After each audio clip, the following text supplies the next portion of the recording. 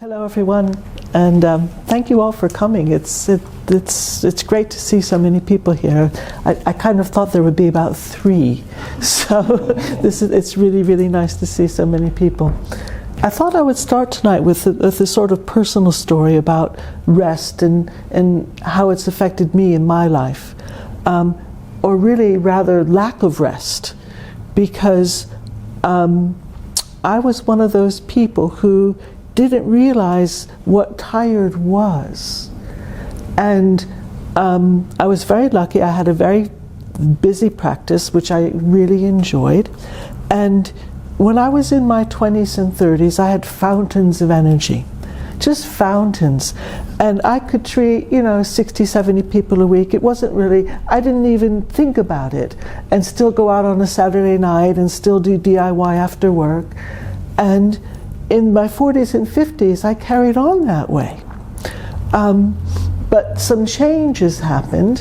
One of them was that I started getting grumpy at home. And I was still really enjoying work, still really going out. But when I got home, I didn't want to see anybody. I didn't want to talk to anybody. And I certainly didn't want to do anything. And it was a change that kind of happened so gradually and so imperceptibly that I didn't really know it. But the truth is that I exhausted myself. And the first way that it manifested itself, besides being grumpy, which only other people told me about, in my mind I wasn't grumpy, I was right. The first thing that happened was that I got pneumonia. And I had to have 6 weeks off work. And it was a real shock to my system, because up until that moment, I'd never really experienced illness of any kind whatsoever. And then bang, I was knocked over and I was weak like a tiny baby. I couldn't climb the stairs without getting breathless. I really had a big shock, and I had that period of going through life thinking, okay, this is the new me. I am now an invalid, and I'm not going to ever be able to play tennis again or even golf again. I'm never going to be able to run again. And I had to adjust my whole mindset to this concept that I just was never going to recover. So it was a big shock. I learned a lot about chronic illness. But the truth is I just didn't rest. And I got better, but did I learn my lesson? No, I didn't. I went back to work and I got sick again. So it took a few goes of getting really sick before I realized I too had to rest. And the odd thing is that I do actually know how to rest quite well, because I've done meditation for many, maybe 35 years roughly. So I know all about resting, but what I didn't know about was actually the quantity that I actually needed. So this topic has a personal interest for me, and I hope to save other people some of the trials and tribulations that I went through, by sort of sharing with you how important and also how wonderful it is to rest. There's another side of wanting to rest, or wanting to talk about rest, which is actually the clinical side. Because it's always much easier to see in other people what they need to do more than in yourself. And very often in practice, people would come into me with, their acute slip disc agony, or their neck, or indigestion, heartburn, many illnesses they would come in with. And I could see that really what they needed to do was take time off work, or at least get more sleep in the evenings, or deal with their compulsion to be clean all the time. So at work, quite often it would be frustrating, because I didn't, they would have often been, quite a lot of my patients would have been better off not seeing me, but going to a spa for a day and just taking the day off.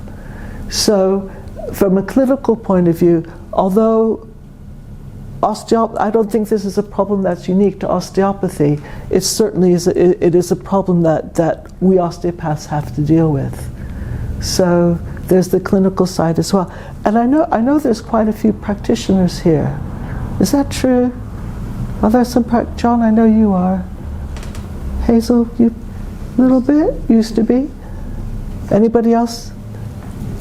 What's your? I do healing, massage, and I do mindfulness workshops. Oh, wonderful. So you must have some experience of this as well. Yeah. Have you had any patients in particular that spring to mind with this? Or?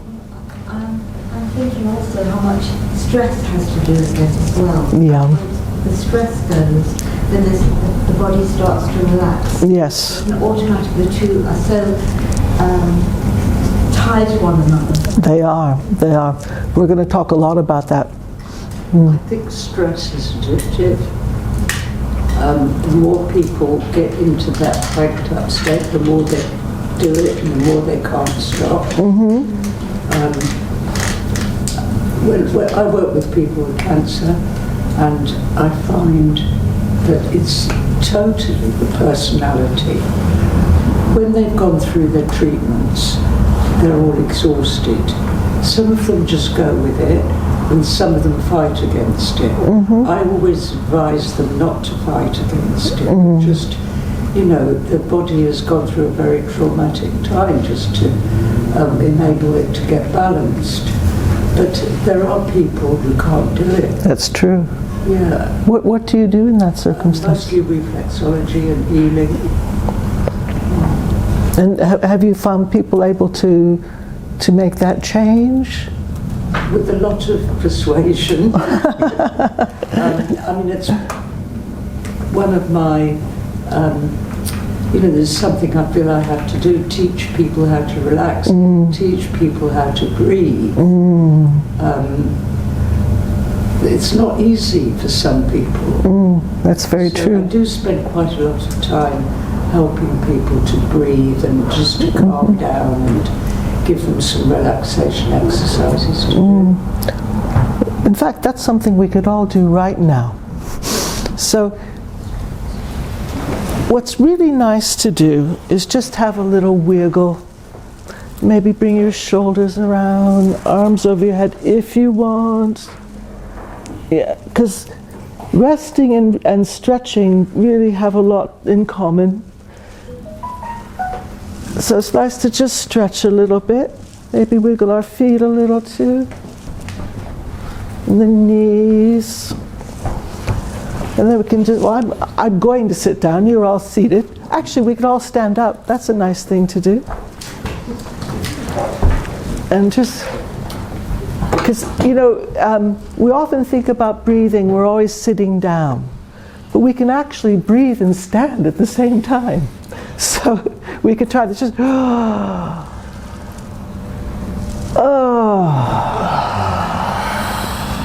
and it's nice to just breathe.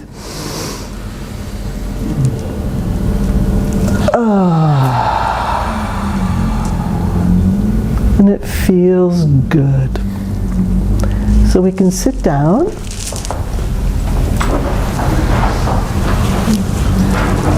Well, I feel very honored to be in the presence of such an advanced group of people.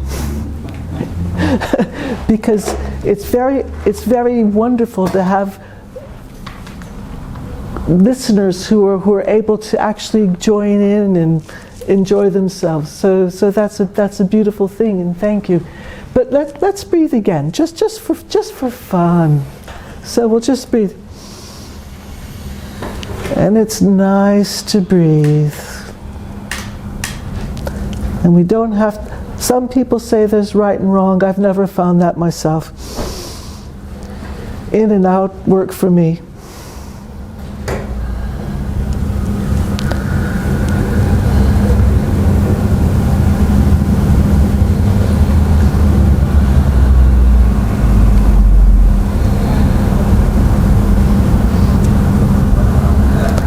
So we've passed into a little bit of a meditative state as the group, and a slightly sleepy state as well. And now is a time when we can just let go. There's always pressing things in our lives. There's always unsolved problems.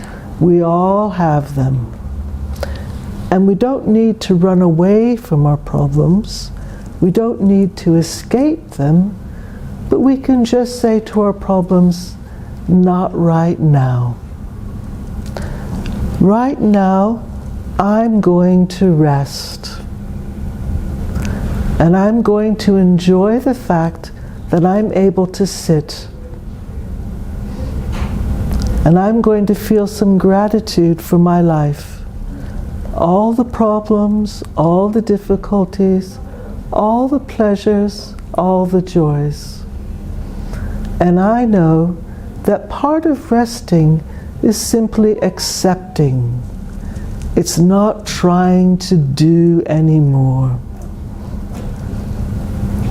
So I'm just going to let everything be, the good, the bad,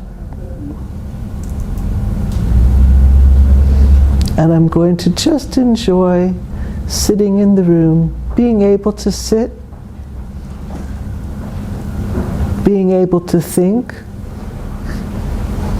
being able to breathe without difficulty,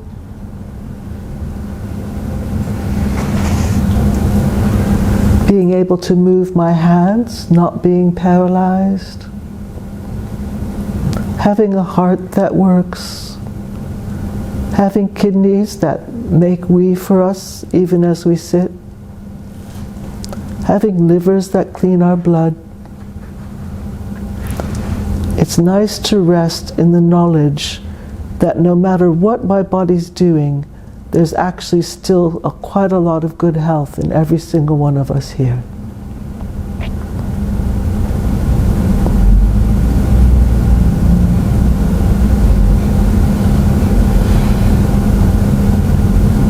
And how good it is to rest.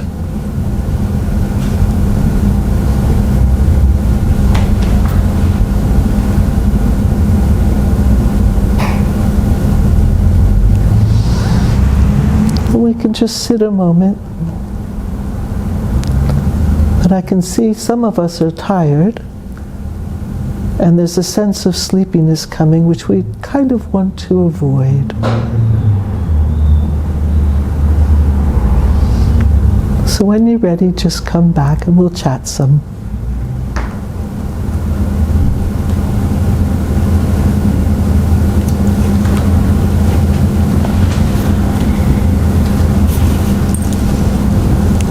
Good. Well, I think I can go home. I don't think you need me at all. You're pretty good at this. So that's really nice. And especially because I can see that there's a lot of us that have experience of meditation. I'd be shocked if there was is there one person in this room who hasn't done any meditation? No. Oh, you have today. You have just now. Before now. Well, I think that, you know, with such an advanced group, everyone's going to agree that meditation is a very, very important part of resting.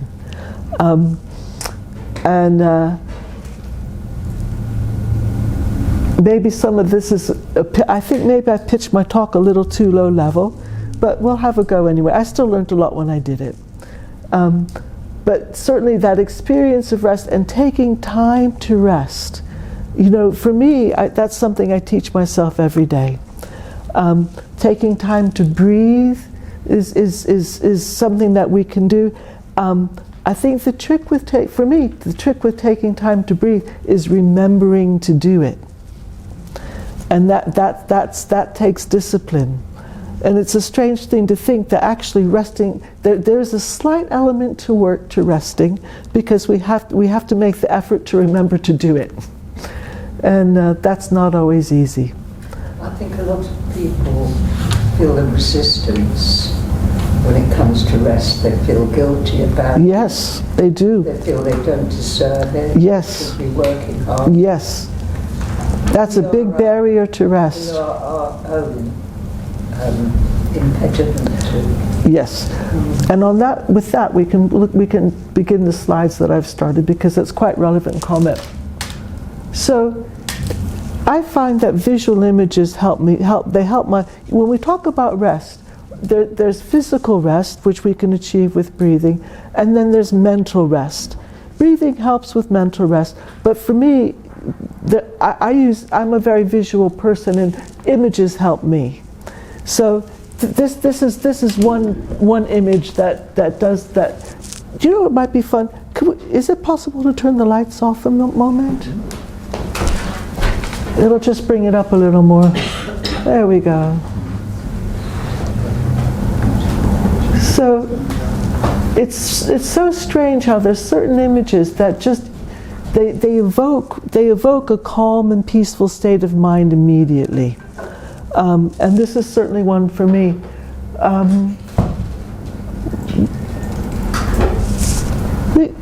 You can put it back on if you want. No, it's okay. There's something about so just out of it is what do people see in this picture? Tranquility. Stillness. Stillness, yeah. And reflection. With strength. Clarity. Clarity. How lovely to have sometimes I think this for me it represents how I like my own mind to be. Still, clear, reflective, receptive. Even the mountain in the middle looks like someone lying back having a kip. It does. It's a very laid-back mountain. That's true. It's true.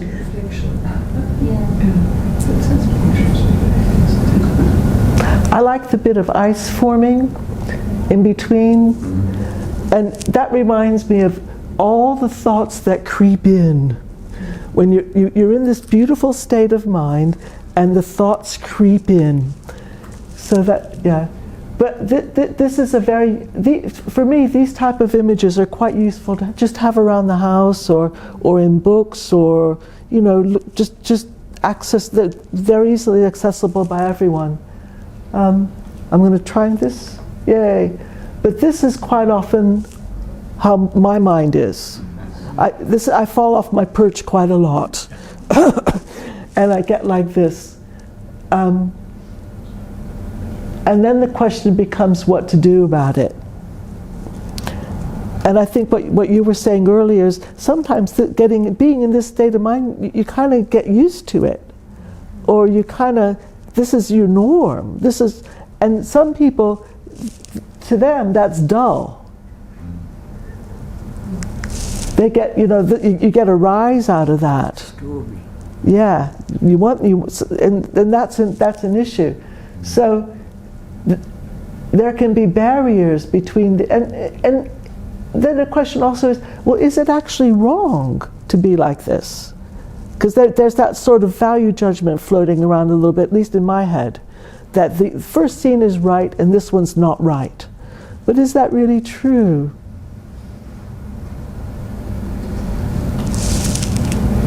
Yes. When you need energy, this one. Yeah. So we don't want to rest all the time. Rest is one part of life. It's not all of life.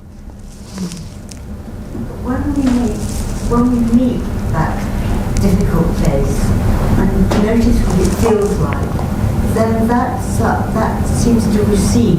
It's being acknowledged. Yes. Is what counts. Yes.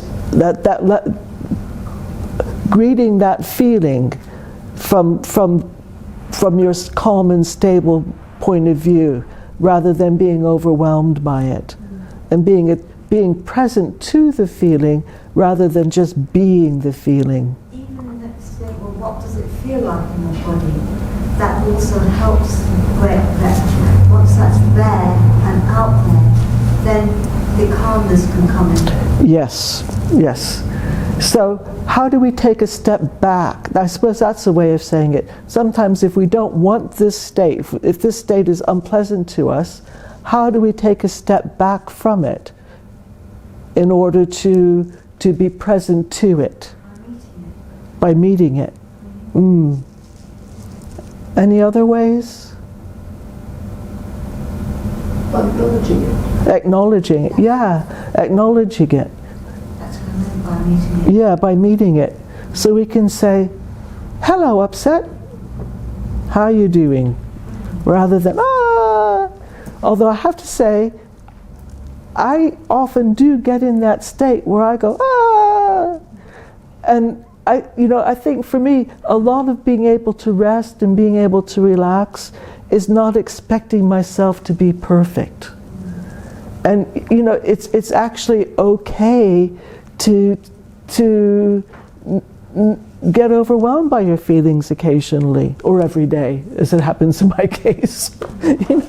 And the idea that we can be Buddhas is true. Eventually, when you work hard enough, I think we all eventually, maybe not for me this lifetime, but while we're traveling along the way, wherever we are is okay. And for me, self-acceptance is probably the most restful thought I can think of. Just to accept myself completely as I am right now. I don't have to be perfect.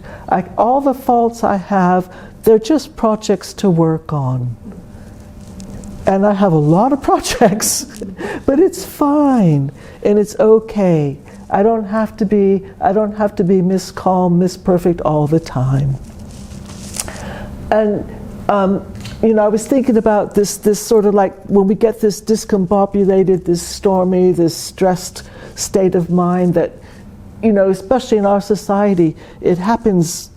There's a lot of stimulus that makes us tend that way.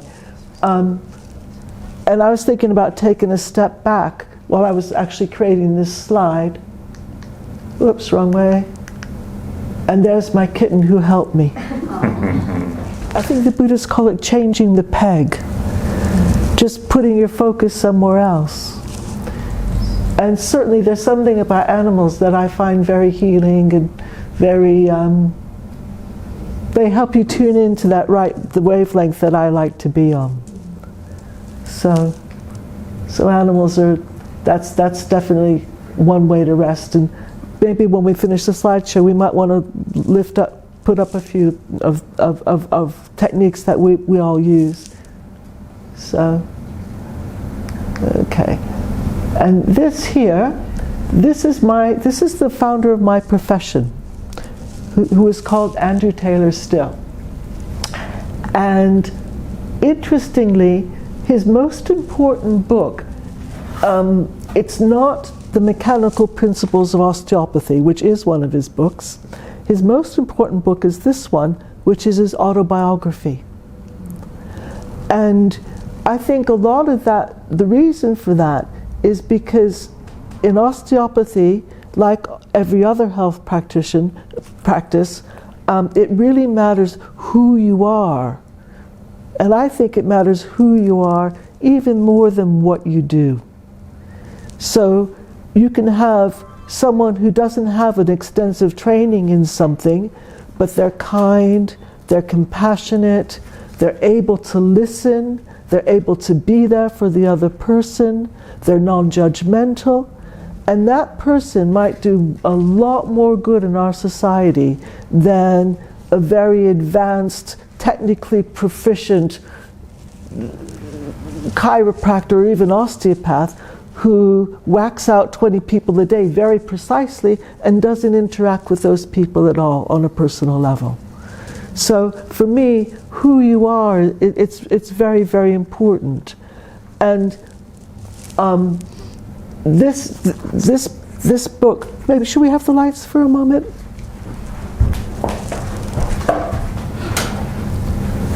Good. Okay, and should we all stand up again?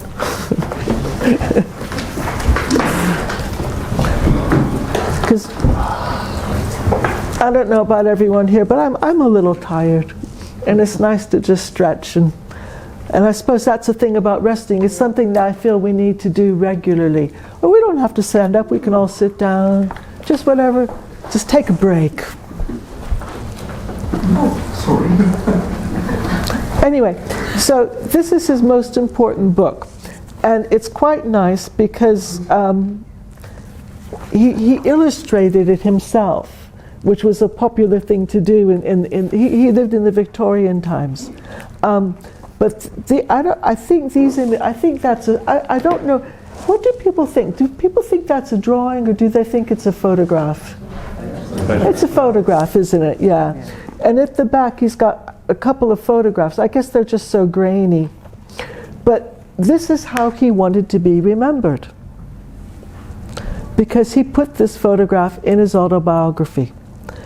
And I think sometimes he left us coded messages, because a lot of what he thought and felt was very radical and very revolutionary and very much at that time considered off the wall. And to this day, his thinking is still completely beyond the pale for a lot of health practitioners and a lot of osteopaths. I think the coded message here really is about rest. That he had the freedom and the liberty to actually sleep in the middle of the day. He was taking a nap in the middle of the day. And you can see how relaxed he was. You can see that sort of ease that he has in his body. And I think there's a very potent and coded message there, which is that, this is something that he felt was very, very important in life. And I think I tend to agree. And another aspect to rest, obviously, is relaxation. And this is Andrew still relaxing. And he was conceived. You can see that he was quite eccentric by the fact that he hung up bones from a tree. But with his eccentricity, well, I suppose he had a certain genius, and part of his genius was that he was true to himself, and he did what he felt was important in life. And it's quite interesting because he said, the title for this underneath, I don't know if you can see this, he says, "I found it more pleasant to study osteopathy in the country." And that brings us to something that we've been sort of skirting around the edges of, which is the role of nature and rest. And this is us taming nature, obviously. And I put this slide in because we were talking about, well, sometimes it's hard to rest because our minds are agitated. And Andrew Still, he suffered a lot in his lifetime. He had major, major suffering. He, as a young man, plowed quite a few acres of corn, just like this. And he was all set up for the next year. He was going to have a great harvest. He was a young man. He had family and children to feed. And on the morning of the 4th of July, a hailstorm came and wrecked his crop. And at that time, you couldn't go down to Sainsbury's and buy more. There wasn't any, that was it. That was his subsistence for the year gone. And he had a family to feed, and he actually was worried that they might starve, because people did in America then. His misfortune, it was our gain in some ways, because one of the things that he did in order to support himself was to start doctoring. So we can thank his suffering for that, but it also deepened him as a person.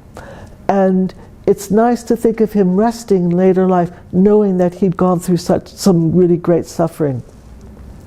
Other things that happened to him, were that at that time he lived on the prairies in America where there were lots and lots of mosquitoes, and the mosquitoes carried all kinds of endemic diseases. And his wife and 3 children all died in a very short space of time. They all had meningitis. And it's interesting because we often think, oh, you know, meningitis isn't an easily transmissible disease.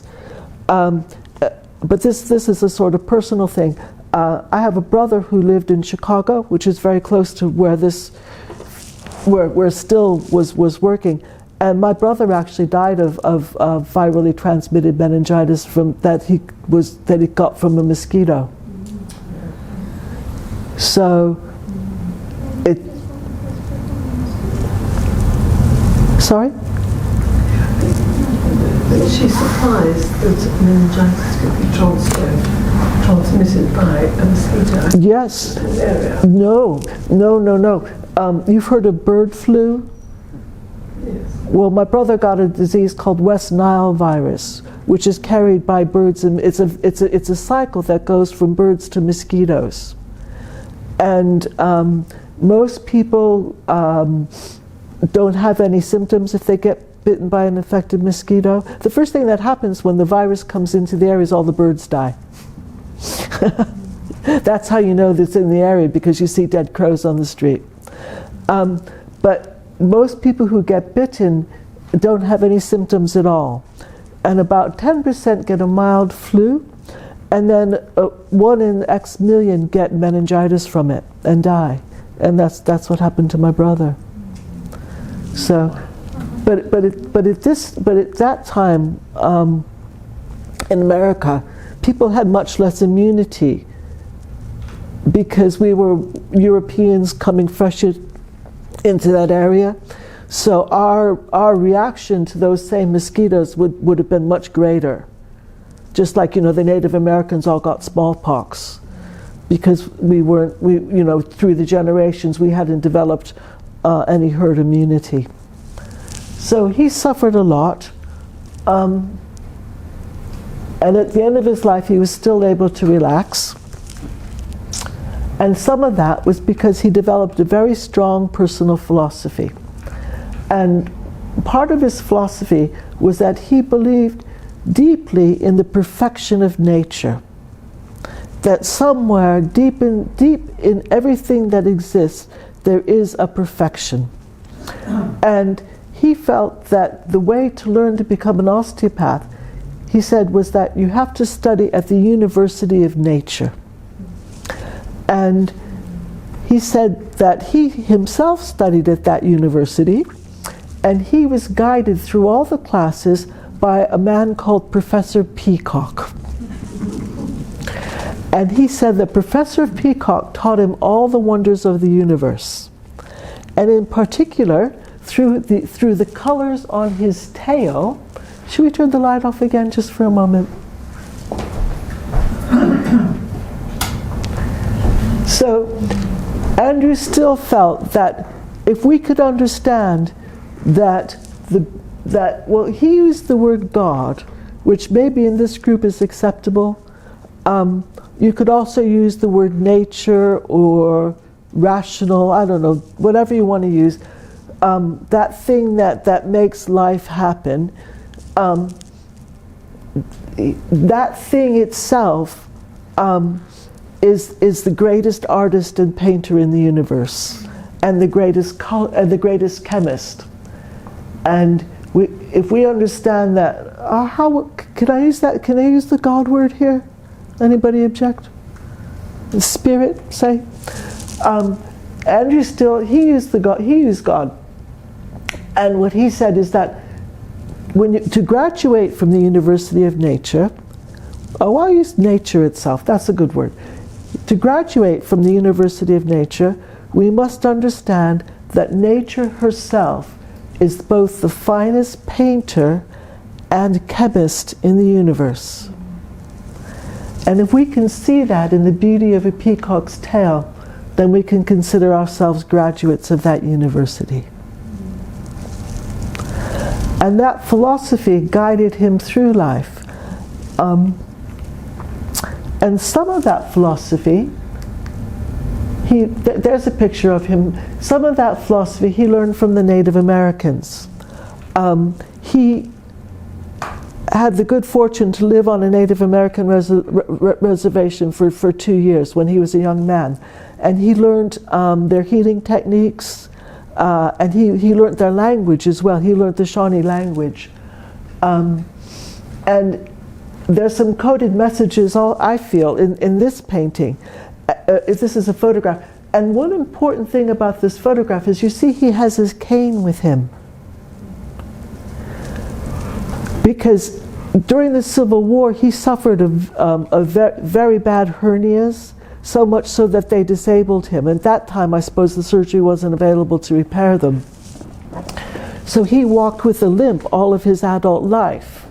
And yet, he espoused the philosophy of perfection. So there's a puzzle there, which I feel is very important to figure out. And to be able to square being crippled partially and still being perfect. And I suppose that's the graduate school of nature. But I think that's the message in that photograph. And I want to just, if you can see, there's some scribble at the bottom of it. And you can see, I've taken enlarged the corner, and that's the name the Native Americans gave to him. So I think he's also saying that what the philosophy and understanding that he gained from the Native Americans was very important to him through all his life. And I think it's part of his understanding of the beauty and the importance of nature. He was a very religious man, but he said that he had no use for churches, because as far as he was concerned, most churches caused rivers of blood to flow. But what he did do was that this is Tecumseh. He's a Shawnee Indian.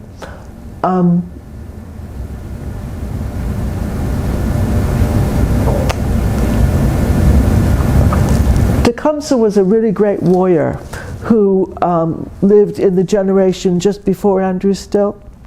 And during the War of 1812, the Native Americans realized that the white people who lived in America were a big threat, obviously, to the Indian population. And Tecumseh, he formed a federation of all the different tribes in the Midwest of America. So like the Cherokee, the Mohicans, the Shawnee, the Kickapoos. There was a federation of quite a few tribes, and they banded together, and he led them as a general, fighting against the white people there. And then he cleverly joined sides with the British, who were also still trying to fight against America. He eventually lost, but he was such a great warrior that several American Navy battleships have been named after him. And he had a wonderful philosophy, which I think he might be. Can we have the lights for a moment?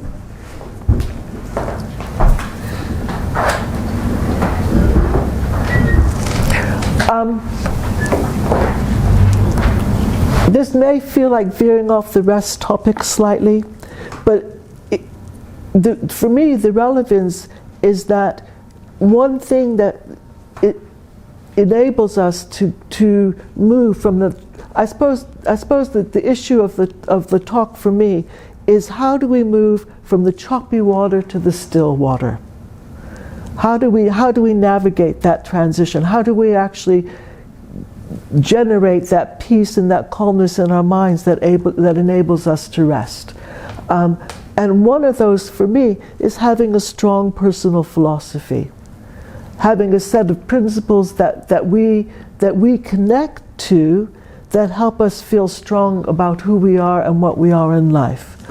And that's something that's personal for all of us. But I have to say that for me that's an important thing. And I think Tecumseh had a wonderful philosophy, and I thought I might just read a poem that he's well known for, and that Andrew Still would have been well acquainted with. And Tecumseh says, now don't forget, this guy's a warrior. He's a general, okay? And he says, so you can imagine this, he says, so live your life that the fear of death can never enter your heart. Trouble no one about their religion. Respect others in their view, and demand that they respect yours. Love your life, perfect your life, beautify all things in your life. Seek to make your life long and its purpose in the service of your people. Prepare a noble death song for the day when you go over the Great Divide.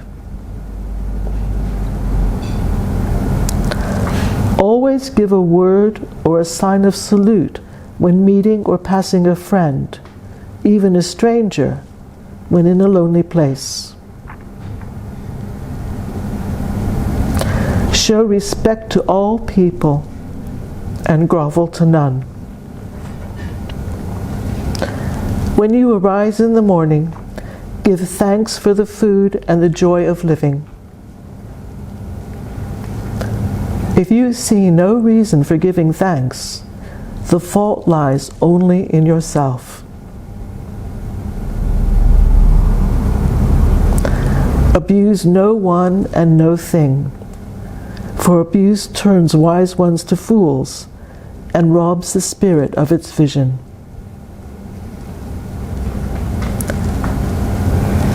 When it comes your time to die, be not like those whose hearts are filled with the fear of death, so that when their time comes, they weep and pray for a little more time to live their lives over again in a different way.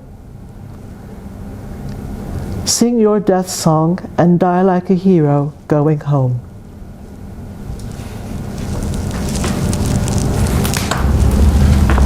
How wonderful.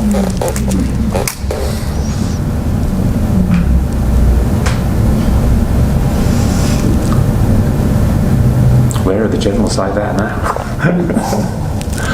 Oh. That's a very good question. But we can be those generals.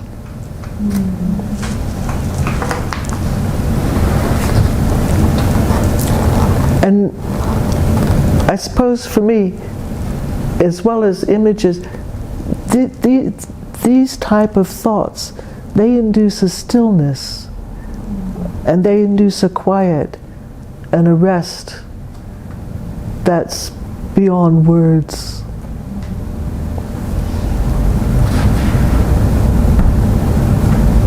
Oh, we can use the flip chart at last.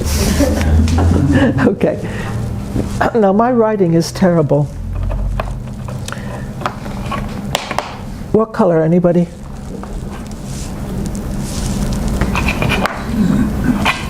Red? Blue? Last choice before you say blue. Okay. So, because it's most important what we take away tonight, isn't it? And so, for me, what takeaway is, how can we rest? What can we do to rest? Okay? And so, for me, images.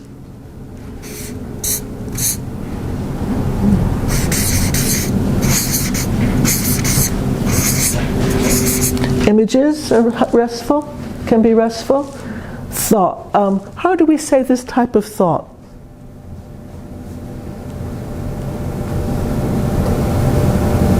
Noble thought? Wise? Wise seems so trite. To feel thankful. Gratitude. Gratitude. Should I put feeling gratitude or just gratitude? Gratitude. Gratitude.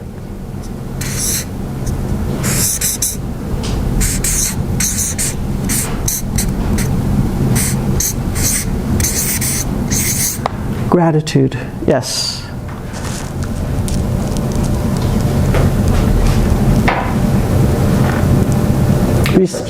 Acceptance.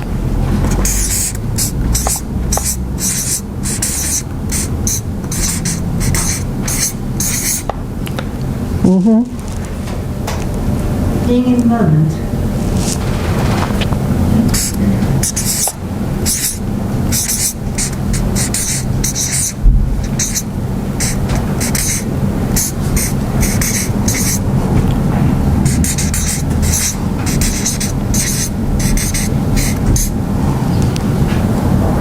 I'll put pets.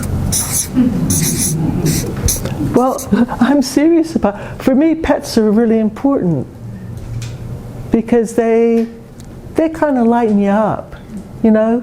They could. Nature.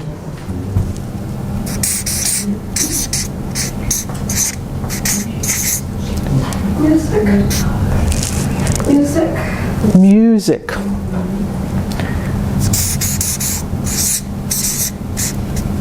Yes. Good. Time for you. Yes.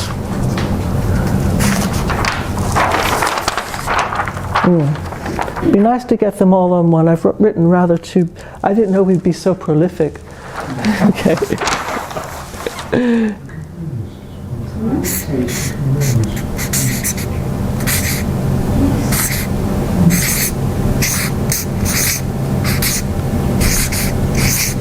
Time for you. Yes. We can add to this as we go along. How about? Play.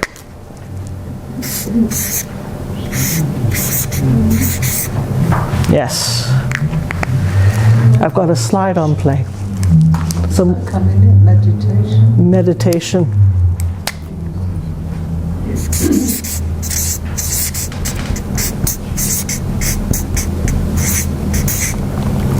Yes. Prayer. Praying.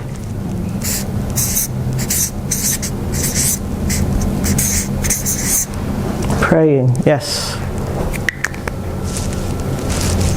Awareness. Awareness.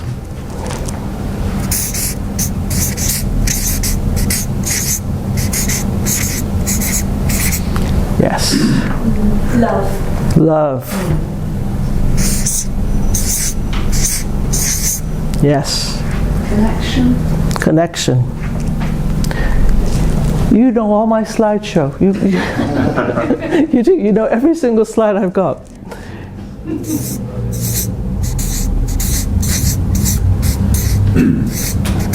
Connection. Mindfulness. Mindfulness. I guess we could take them up along there if we wanted. Is that possible? Blue tag. Yeah.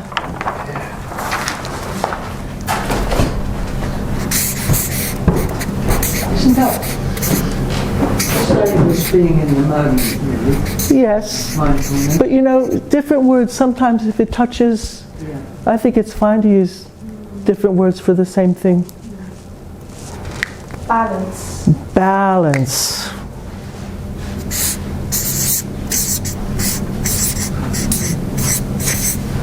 It's funny how sometimes even just thinking a word can help you go there. Breathing. Breathing.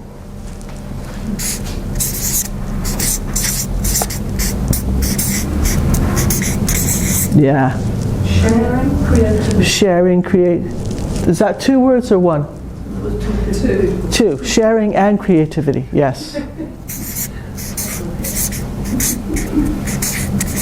Actually, you know what would be fun to do? We can collect some of these into groups. Sharing.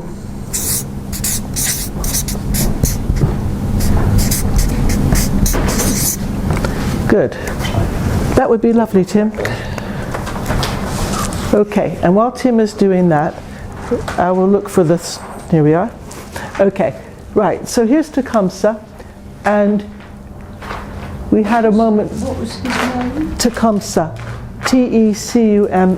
Here, you can have. Do you want that? You can have it if you want. Oh, thank That's his. If you just look him up, that poem is so well known. You know, yeah. Could you spell his name? Yeah, sure. It's Tecumseh. Do you know what's really interesting?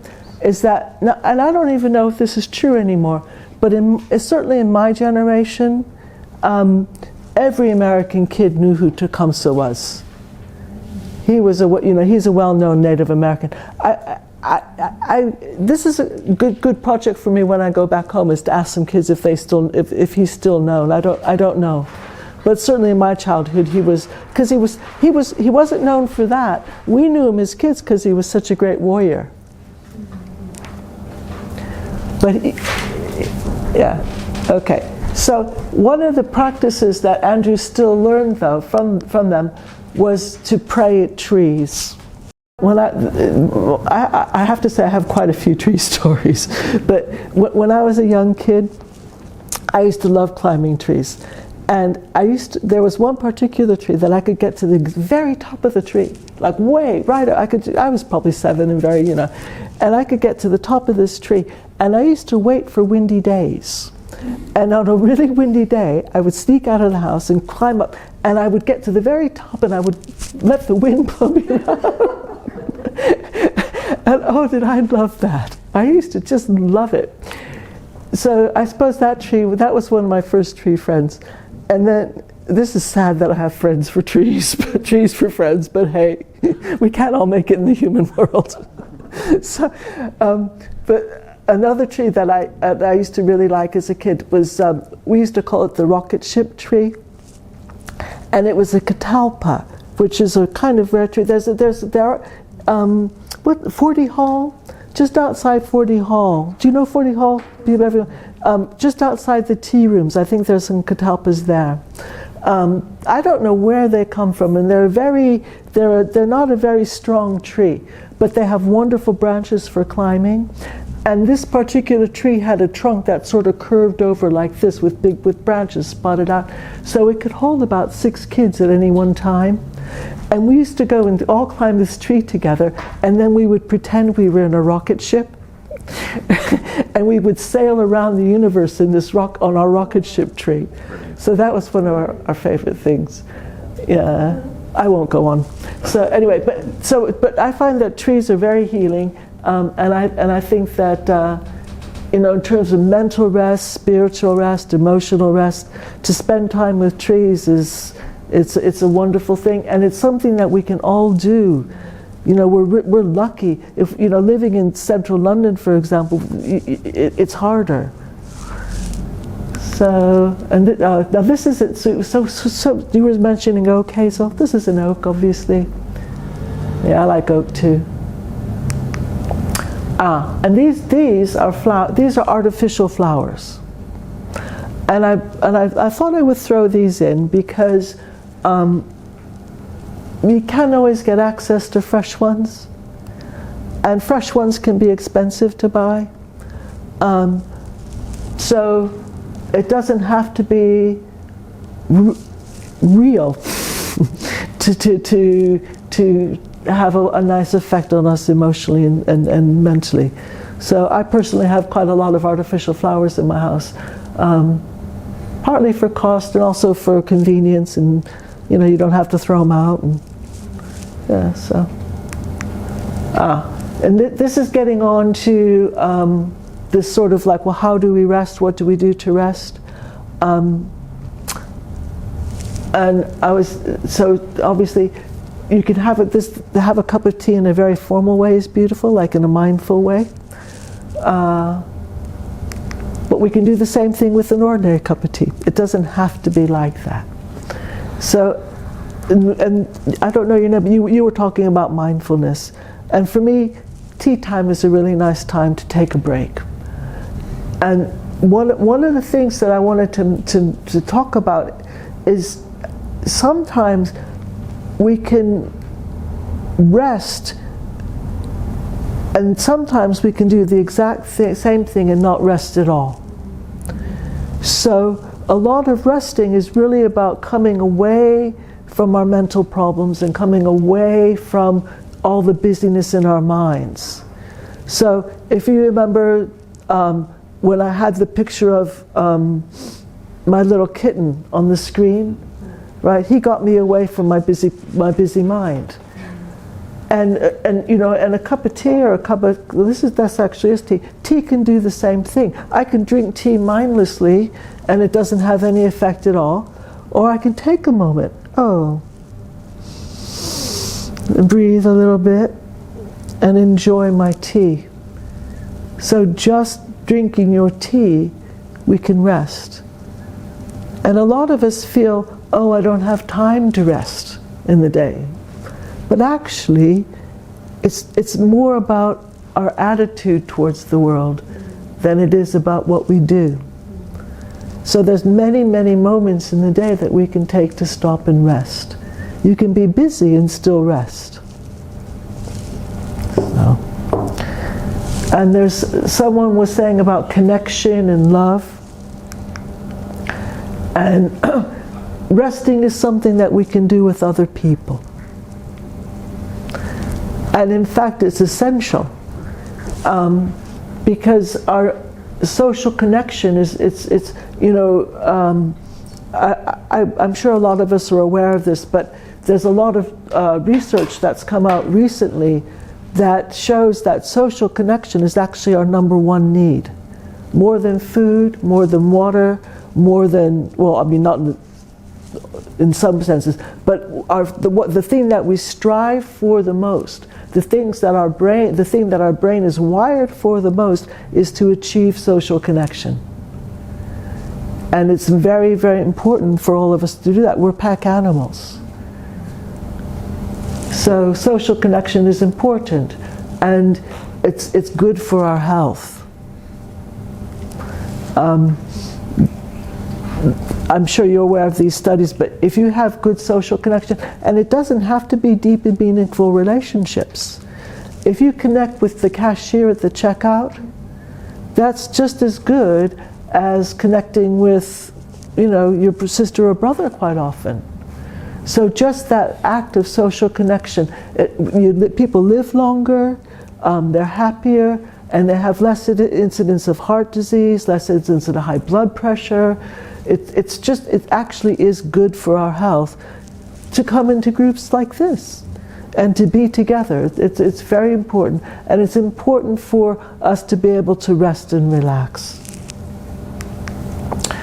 So this is one thing that play, games, crossword puzzle, and again, this is something where you might sneak a couple of minutes and feel a bit guilty about it, and you do it because it's fun, but you don't get the same rest out of it.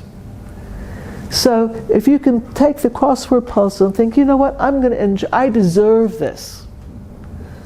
This is important for me. This is part of my health and well-being. This is part of my self-care.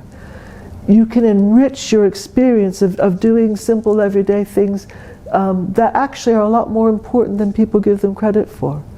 So crossword puzzles are important. And playing together is important too. So some of these can be shared activities, and it makes a difference in our lives. And it's good to have fun. And there's my pets again. So I have more than one. In fact, they're not the only two. But I hope you can see from that picture how relaxing it is to have an animal on your lap, and how good it is for rest. Okay, this is one we haven't mentioned, taking a bath. And it's the act of doing it in a way where we think, you know what, this is good for me. This is going to lower my blood pressure. This is going to make me live longer. This is going to stop me getting heart disease. So to elevate rest in our lives, I feel is something, you know, if we start doing it, it'll catch on in society too. Because, you know, I have to say that if we're a group of people who do meditation, you know, fashion starts in small places. And if we take on rest more seriously and elevate its importance, I guarantee you, in 5 years' time, it's going to be a much more fashionable topic. So, taking a bath, and if you take a shower, showers are nice. We can enjoy a shower, and they're also really good. Doesn't have to be a bath.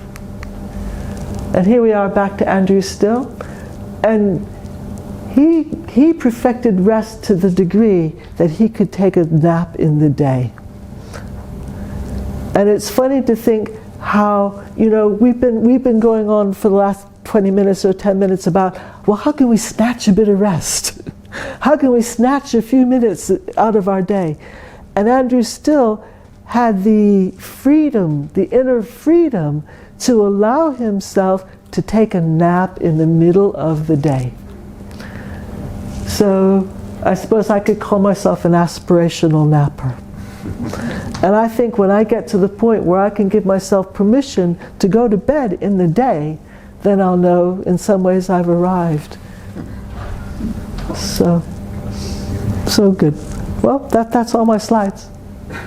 I'm laughing because I realise I'm very good at all of these things. But I'm terrible at sleeping. I'm Oh, at night. okay. Does that matter, do you think? I think it matters big time. Yeah, I do.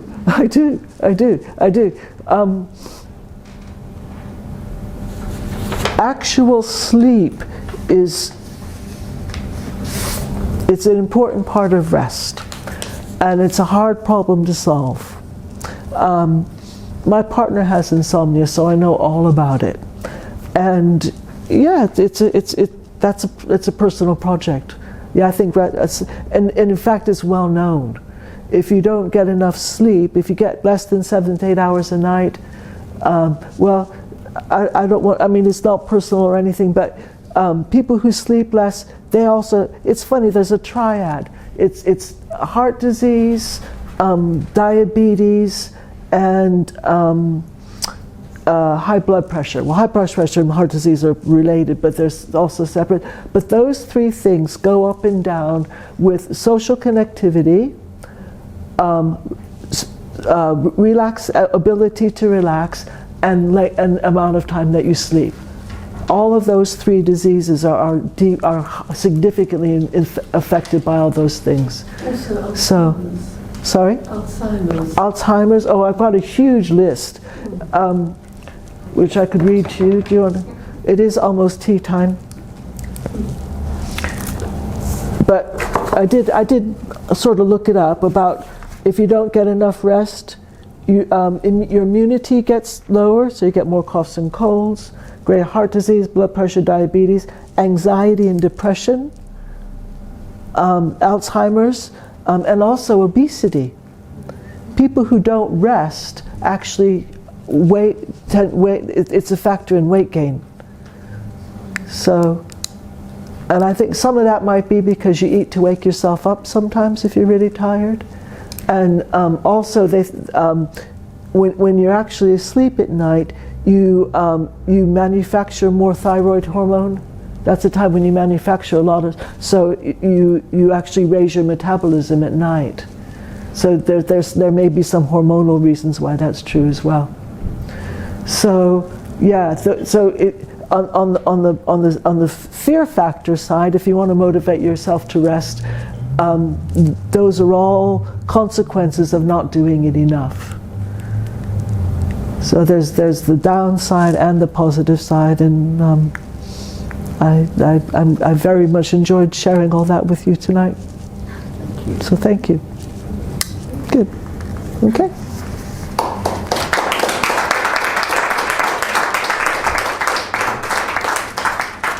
And if anyone wants to, the only thing I forgot to mention is osteopathic treatment. because sometimes you have there's a physical barrier to resting. If you have pain, okay, pain can interrupt your sleep. And also there's other physical things that can interrupt you. Coughing, if you have coughing, that can interrupt your sleep. inability to lie flat can interrupt your sleep. So sometimes there's physical reasons why. So that can be a good reason to come for treatment. And the other thing is that if you have trouble relaxing, if you do all these things but you still have trouble relaxing, a good osteopath, this isn't true for only for osteopaths, acupuncturists are good at it, there's other professions as well, but a good osteopath will know how to guide your body and your mind into a state of relaxation. So if you have trouble with stress and inability to relax, osteopathic treatment can help. And I brought my table in case you want to watch me put somebody to sleep. I do it regularly at work. I always say that, people who fall asleep on my treatment table are giving me the greatest compliment you could possibly give. So, yeah, so there's treatment as well. Embarrassed about it. Yeah, they say, oh, I must have made some noise. I say, oh, no, never. Because when I brought the flowers in, I had an idea for an exercise, but I'm not sure about it, so I want to ask everyone's opinion. What I was thinking is that it'd be nice for everyone to actually hold the flower for a while, because it's just such a nice thing to do. Okay, good. So that's the answer. All right. So I'm going to go around again. Okay. And unfortunately, the ones who were brave enough to sit in the front get the first pick. So there you go. So just whatever one you want is fine. There you go. And I just happen to have a handy thing here for not too bad. A guy I like a lot called Thich Nhat Hanh. Does anybody know? And he has a wonderful meditation that you can have on hand, and you do it with your fingers. Do you know it? It's really fun. So it's when you want to generate a really nice state of mind inside yourself. And so he has a set of images that he uses. And the first one is flower. Okay? Because what do we want to be? We want to be fresh. So we think flower, fresh. And not all flowers have freshness, but most of these do. So we can appreciate the freshness of the flower. Well, just out of it, anything else of your flowers touching you?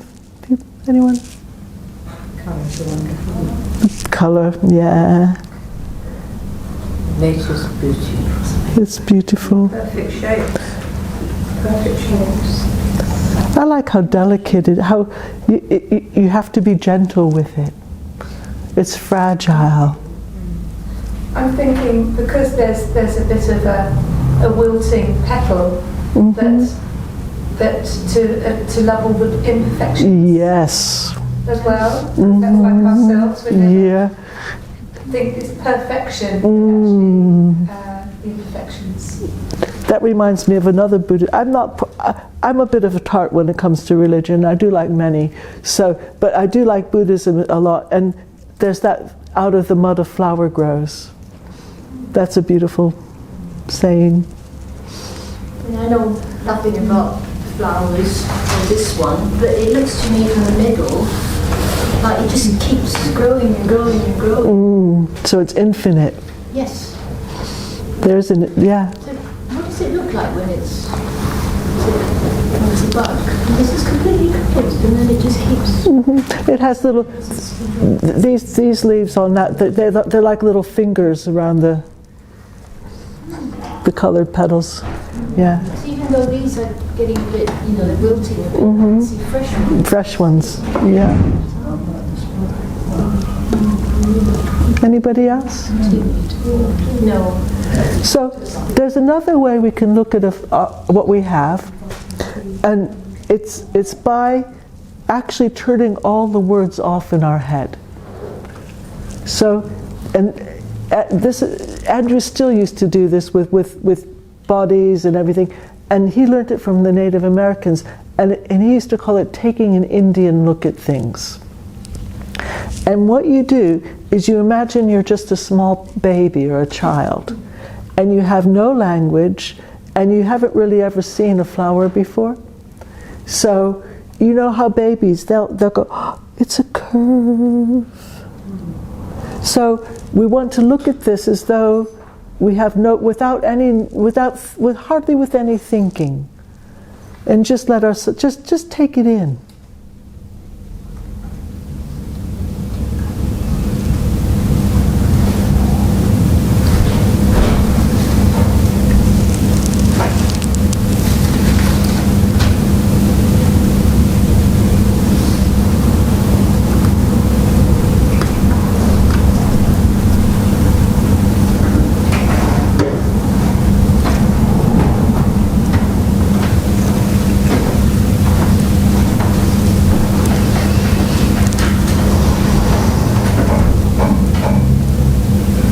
Mystery, isn't it, when you look at it in the sense? It's a mystery. Yeah. Isn't it lovely to feel mystery?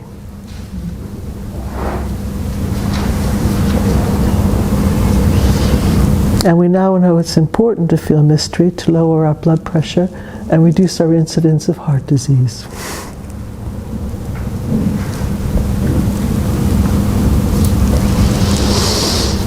Okay, so we can notice there's a feeling in the room. There's a nice group feeling.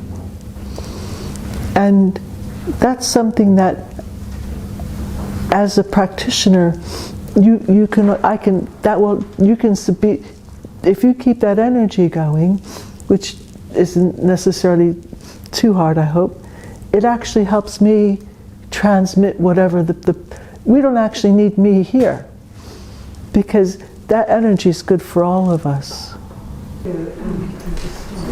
So do you know what it is, Eleanor? Because there's a little bit. I need to study you just a little bit technically.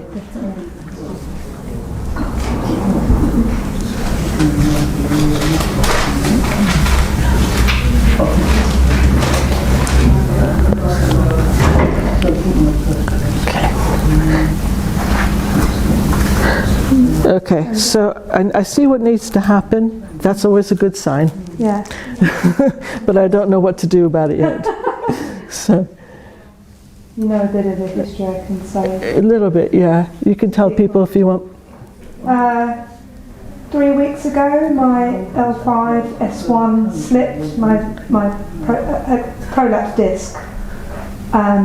So that's the bottom that links them. So where my hand is, Eleanor has a sticky out bit. That's not where it's supposed to be, basically. Yeah. So it prolapsed, And it probably prolapsed in a really weird way. yeah, it's prolapsed to the right. It feels weird. Yeah. I shouldn't say that. The MRI But it does. was shocking. John's been working with me All right. with IDD. Okay, good. I had a quite severe paresthesia, numbness on the underside of my leg. Right. That happens when you have a sudden event, especially, Yeah. And ended up in Barnet Hospital for 2 days. which is ideal. I wish At everyone. least, Yeah. So with the IDD, which is John's back stretching, Yeah, which is really good. yeah, been going twice a week. Uh-huh. The IDD. So still a bit of paresthesia and numbness Right. on the outside of the lower right Okay. and the right heel, Right. and the underneath the top of the thigh. Right. See, I've almost stopped limping. But not, that's good. Did you get weak? no. No. No weakness. Okay, that's good. Yeah. Okay. Now, normally with Eleanor, I would actually take her reflexes, but I didn't bring a patella hammer. It's been checked quite a few times. But I like to see them. I like to see yeah. what happens. Yeah. Do we have anything? Do you know, I thought I should bring my kit, and then I thought I've got so much else to bring. That's been heavy. Okay. Don't worry about it. Yeah. Don't worry. It's Can okay. you do it with the blade of your... Yeah, a little bit. What it is with reflexes, they're like a spectrum, okay? And sometimes they go off like a rocket, and sometimes they're like in between, and sometimes they're... And it just helps you kind of know a little bit more what's going on. Can I tell you something that Yeah, go on. I don't mind saying, but Yeah. the really scary thing was Yeah, with the paresthesia or numbness of the groin, yeah. and I nearly lost control of the whole. Right. Remember? Yeah. But it didn't, Okay. that it was borderline. Right. That's why they put you in hospital. Yeah, and so I found my pelvic floor is is... Okay, that makes sense. Right, okay. Just wanted to Right. So just out of interest, okay, for everybody, there's a bunch of nerves that hang down from the base of your spinal cord, and they're called the cauda equina. And sometimes if you get pressure on those, it can be dangerous, and it can make you lose control of your bladder, that can be scary. surgical emergency. Yeah. That's why it kept me in. Yeah. So, but that part's over. So I'm aware, I can feel, see, now Eleanor has a really mechanical problem here, okay? And aside from everything else. And and what it is that, see, in her body actually is very interested in this mechanical problem. So, and so I need to actually just be with that a little bit. And I'm just treating Eleanor actually while she's standing.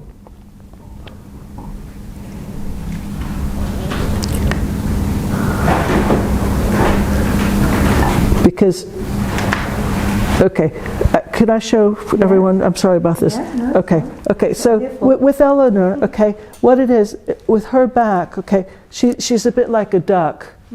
It's basically, I mean, that's an exaggeration, but that's the posture, okay? And it's a protective posture, so you need to be respectful of it, okay? But it's not a helpful posture, okay? So we need everything to shift around to come back to normal, okay? So, okay, come on your back now. So that's why sometimes you have to do that little bit of study in the beginning. Not always. Now, Eleanor's okay. You're right to lie flat, aren't you? Okay, and it's easier for me. Sorry about this. I'll get you, I think maybe about there. Okay. So I have the mental picture now of sort of what needs to happen physically. That's it. And so basically I'm going to put my hand underneath Eleanor's pelvis, and again it's that thing of guiding where there's going to be an energy interchange, okay? And my job is to help guide that energy in the service of becoming normal again, okay? So I may need to use some physical pressure because this is a mechanical problem, partly. Okay, so do you mind to lift your hips up, please? That's it, and let yourself rest. There you go. Okay, now I can imagine that 2 weeks ago Eleanor was not moving very well at all, and so this is a really good recovery, which is, I'm sure, a lot down to John. John does a wonderful kind of treatment, which most of you probably know, okay? And it's a very specific and specialized traction, which I think is wonderful for the body, especially for this type of thing. There we go.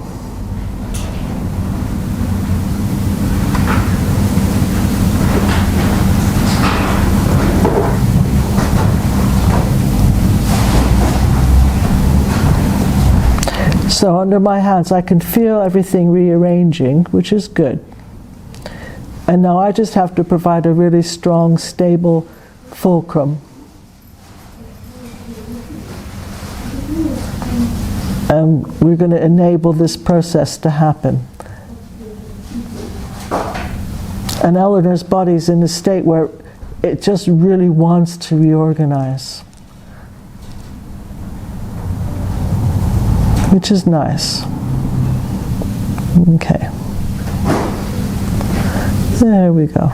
So I have the experience of some of these segments feeling quite gummed up and crunched up, and I'm having the experience of the whole spine lengthening and separating.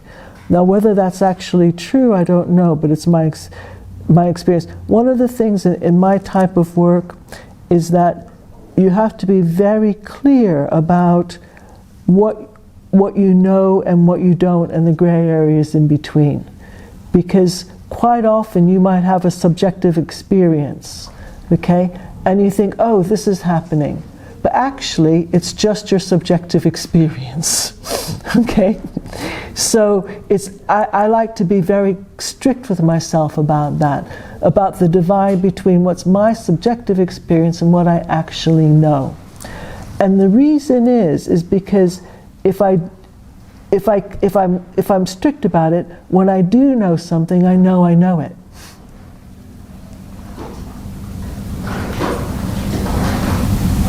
And one thing I know is that the process that's going on right now for Eleanor is right for her body. Okay, I feel completely confident about that. And that's an important thing, because that confidence, you see, when a body has an injury, it loses confidence. The body doesn't know what to do with itself, it doesn't know. And so for me to put my hands here and just experience confidence around these tissues, they like it. It's good for them.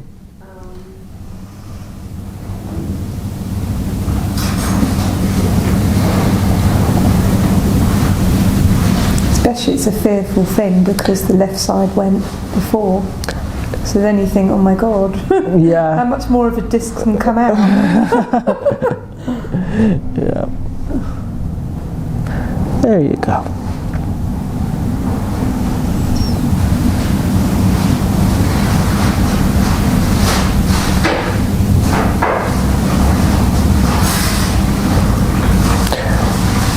So this is a little bit like cooking, because I can feel the process going on, and I can actually take some of my attention away because I can feel it happening, and I guess I've had enough experience of this type of thing to know.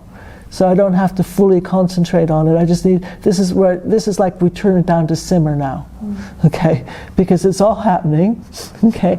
I don't have to be, and in fact it wouldn't be healthy for me to actually bore in on that too much. So it's all happening, which is great. It means I can chat to you and treat at the same time. And in treatment, this might be a moment when I would chat with the patient a little bit if they wanted to.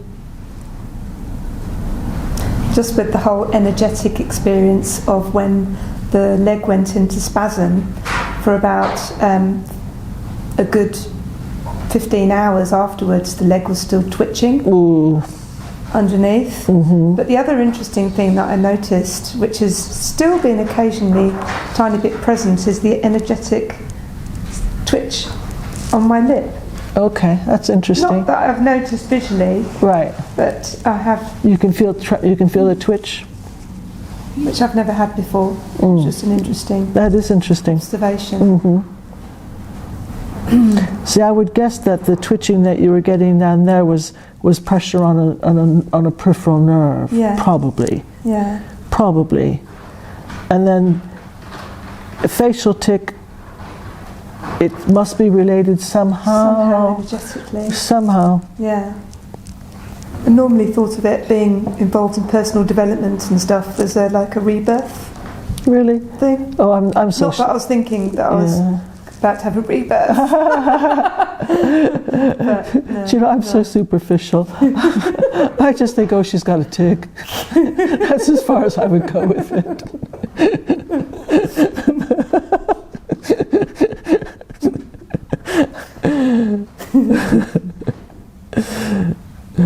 Go, Eleanor.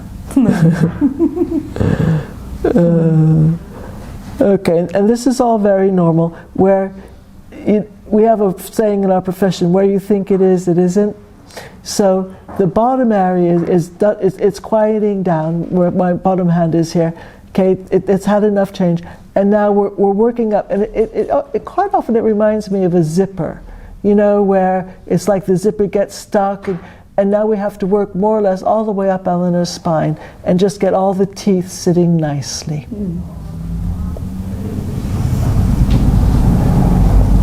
It's interesting what you're saying about the duck position, because that's always been said to me, or I sort of stick my bottom out too much. I need to try and remember to tilt my hips. Oh, that would be hard to do. Well, it is. Yeah. Walk around it would feel very weird. But I do tend to sort of overextend Yeah. a bit. Or was it more that you were saying more of a protective posture? I think that was it was slightly protective, yeah.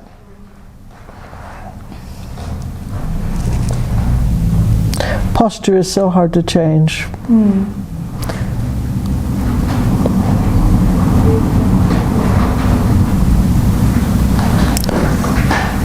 So Eleanor's spine is now, the active area is more in this area, and what it is that on this, this is a very technical treatment as it turns out, but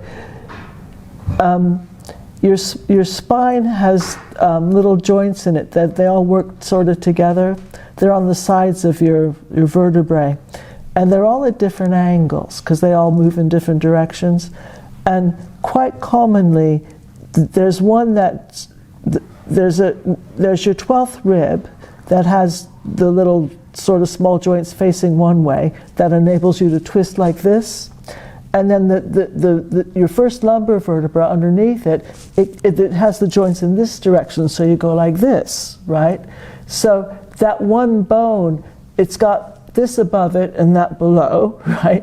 And so it's a stress area. It's an area that easily goes wrong in the body, and quite often it's actually that area that's more that is the background factor to why these lower ones go. And that appears to be the case with Eleanor.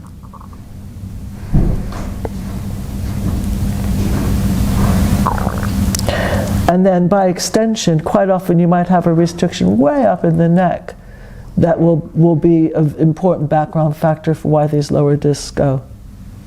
Or the other way, sometimes it's in the ankle or the knee. It's always a little puzzle.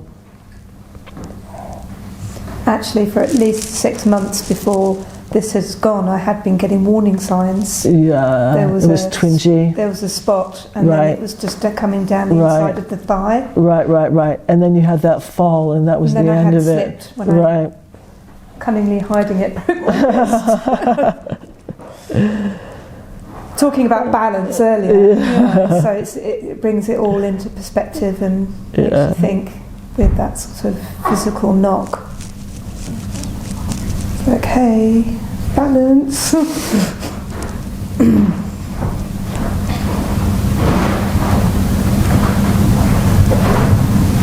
Okay, now this is a process that we do need to finish off, actually, having started it. So I need to move up here because we got some nice movement there. Okay, that's fine with your hands. Okay, and I'm just going to work this way because we need to see the whole of the rib cage. See, now I'm reminded of the guy that founded our profession, and he always said start with the bones, and quite often that's true. And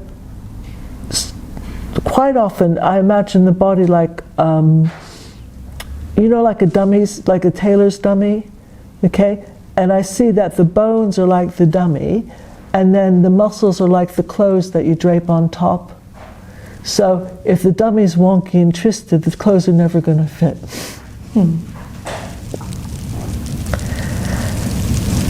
So if you get the skeleton right, it just gives everything else a better chance to function.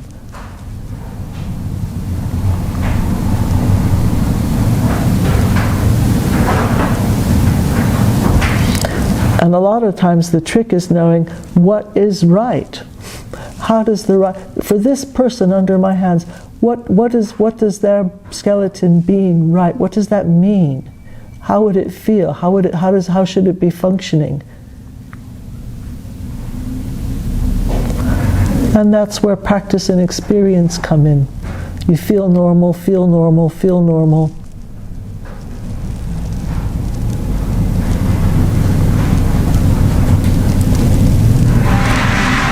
Good.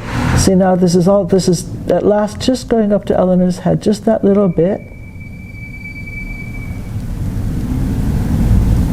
There you go. Okay, and see, I can actually feel that going over to the bridge. Eleanor won't feel this. I don't think I would feel it. But I can feel movement going up through the bridge of Eleanor's nose now. And when you get to the bridge of the nose, then you know you're pretty much there. Is this not alternative nasoplasty? Kind Give of, me a nose job. I've never had experience of that. Ask me in 10 years. That'd be cool. I think I need to hone my skills a little more. Yeah. Facial aesthetics. Yeah. Via osteopathy. Could be onto something there. Oh, I guess so. I don't know. I think it'd be cheaper to get surgery. Good. Sorry, there's one more change. It's sorry to keep you, everyone. Or don't let me keep you. Please wander off if you want. Most of them have. There you go, Eleanor. That's almost there, almost there. That's it. So now you feel there you go. That's all moving just that little bit better. Good. Thank you, everyone. The last stalwarts. I know. I'm very. Thank you. Marvelous evening.